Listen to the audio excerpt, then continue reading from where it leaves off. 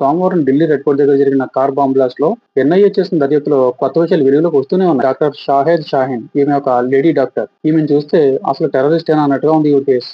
Monday night Shaheen car నుంచి బాంబుల తయారీకి ఉపయోగించే మెటీరియల్ స్వాధీనం చేస్తున్నారు పోలీసులు. ప్రధాన నిందితులందరూ డాక్టర్లే కావడం విశేషం. ఇంత చదువుకుని ఇంత క్రూరమైన నీచుని పనిచేయడానికి వాళ్ళకి మనసులో వచ్చిందన్నారు. అరెస్ట్ అయిన 9 మంది నక్సలైట్లో 3 డాక్టర్లే. Doctor Adil Ahmed, doctor Muzamir, doctor Shaheena వీళ్లే ప్రధాన నిందితులు. డాక్టర్ షహీనా ఈవిడి జైషే మహిళా విభాగం చీఫ్.